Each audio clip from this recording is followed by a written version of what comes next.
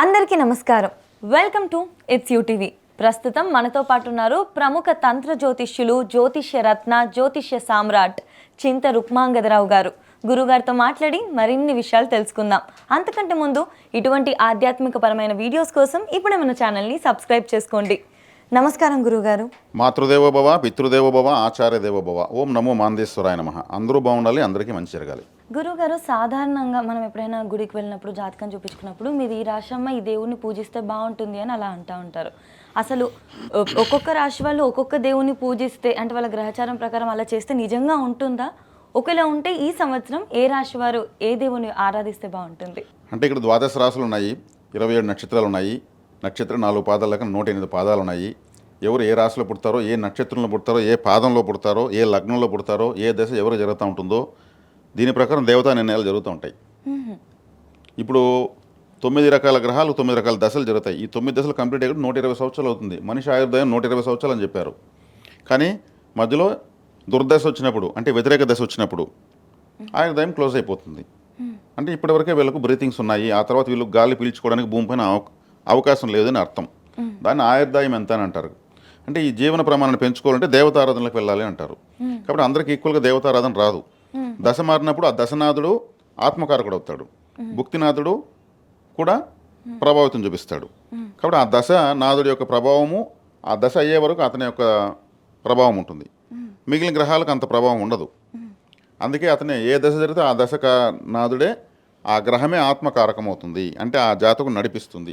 అది వ్యతిరేక గ్రహం అయితే అష్ట కష్టాలు పాలు చేస్తుంది, అనుకూల గ్రహం అయితే అష్టైశ్వర్యాలు ఇస్తుంది.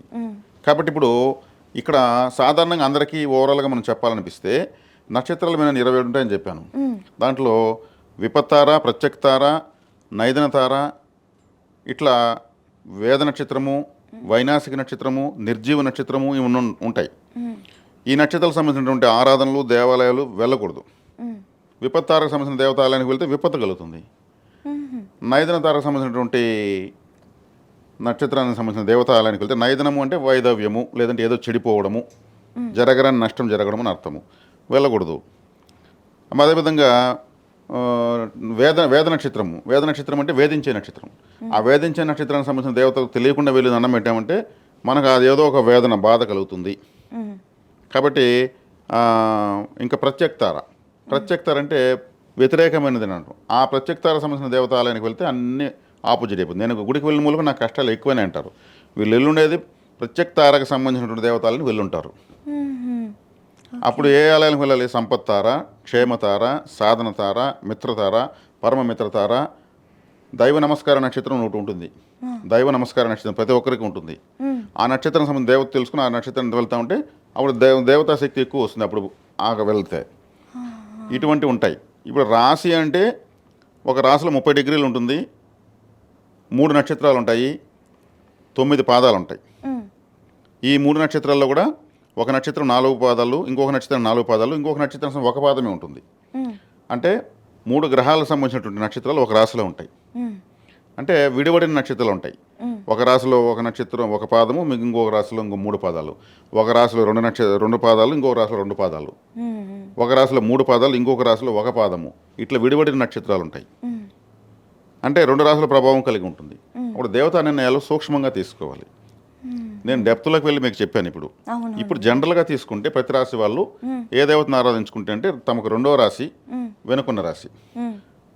ఇక మిథున రాశి, మిథున రాశికి వెనుకున్న రాశి వృషభ రాశి, తర్వాత ఉన్న రాశి కర్కాటక రాశి. కర్కాటకము అంటే చంద్రుడిది, కర్కాటక రాశి అధిపతి చంద్రుడు. వృషభ రాశి అంటే అదొక పశువు, ఒక జంతువు.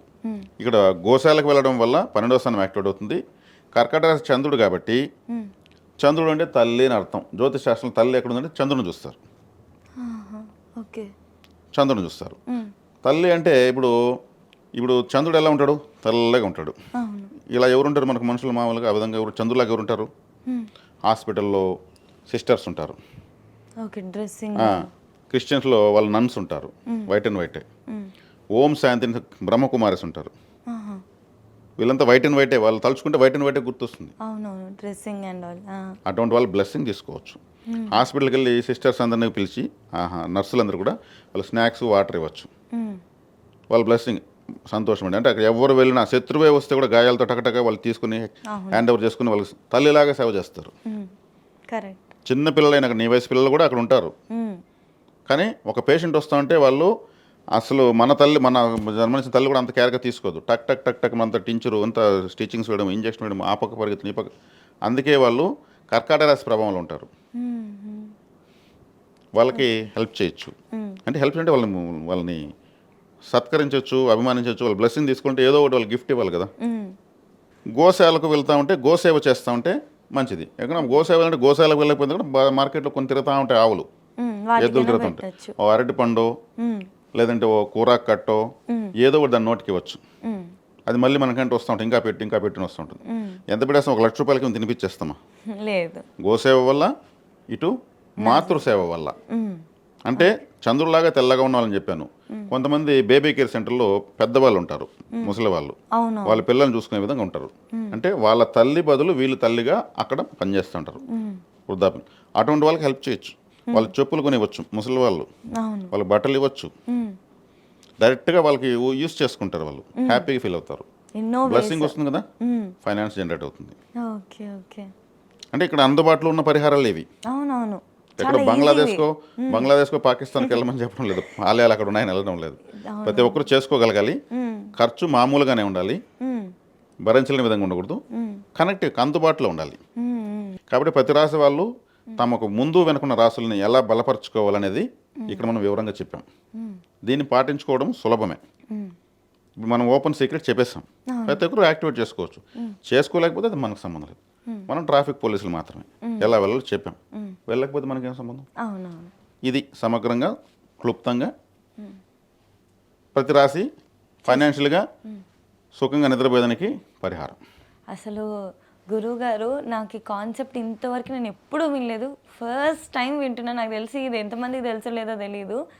వెనక ఉన్న రాశి ముందు ఎవరైనా కూడా వాళ్ళ రాశికి సంబంధించిన పూజారాధనే చేస్తారు, కానీ వెనుకున్న దాని వల్ల చేస్తే నిద్ర అనేది బాగుంటుంది, ముందున్న దానికి చేస్తే ఆర్థికంగా బాగుంటుంది అన్న కాన్సెప్ట్ మాకు తెలియజేసినందుకు డెఫినెట్లీ చాలా చాలా ధన్యవాదాలు గురువు గారు. ఇప్పుడు వాళ్ళు రాసిన వాళ్ళ యాక్టివిటీ ఎందుకు చేసుకోకూడదు అనే పాయింట్ కూడా చెప్పేద్దాం.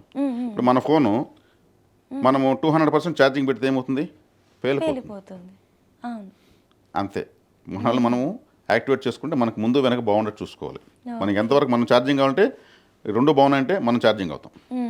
మనం ఛార్జింగ్ పెట్టుకునే సిస్టమే ఇటు. ఇంకొక విషయం ఏంటంటే, మీరు నేను అడిగినప్పుడు క్వశ్చన్ పూజారాధన అంటే ఈ హోమాలు చేయండి, పూజలు చేయండి, ఇవి చేయండి, అవి చేయండి అని చెప్తారు అని అనుకుంటే, మీరు చెప్పిందల్లా మీరు ఒక 10 చెప్పారనుకోండి, 10లో 8 డొనేషన్సే ఉన్నాయి. అది కూడా ఎవరికి? చాలా పూర్ పీపుల్కి, గవర్నమెంట్ దగ్గర ఉన్న వాళ్ళకి, కాలేజెస్లో చదివే వాళ్ళకి. అది అసలు రాశులకి, జాతకాలకి, వీటి ఏటికి సంబంధం లేకపోయినా ఎంత మంచి పని అది సమాజానికి. ఇప్పుడు రిలయన్స్ అధినేత అంబానీ గారు ఉన్నారు కదా, ఆయనకి మంత్లీ ప్యాకేజ్ చేస్తాను, ఎంజాయ్ చేసుకుంటే ఎటుంటుంది? ఆయన సృష్టికర్త, ఆయన రిలయన్స్ జియో. ఓ పేదవాడికి రీఛార్జ్ చేస్తే హ్యాపీగా ఫీల్ అవుతాడు, చాలా హ్యాపీగా ఫీల్ అవుతాడు. అంటే 5 స్టార్ చాక్లెట్ వాడికి చాక్లెట్ ఇస్తే ఎలా ఉంటుంది? ఆ చాక్లెట్ పేదవాళ్ళకి ఇస్తే, పిల్లలకి ఇస్తే ఎగిరి గంతేస్తారు.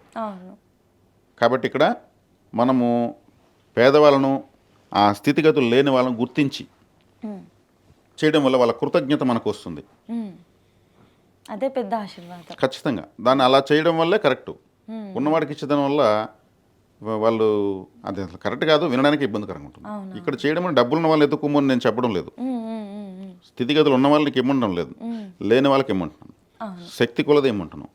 అది ఎక్కడ ఇవ్వాలో, ఎలా ఇవ్వాలో అలా ఇమ్మంటున్నాను. ఆలోచించి మన స్తోమతకి తగ్గట్టు ఎంత. దీనివల్ల ప్లానెట్స్ యాక్టివేట్ అవుతాయి ఖచ్చితంగా. అందుకే మానవ సేవే మాధవ సేవ అన్నారు.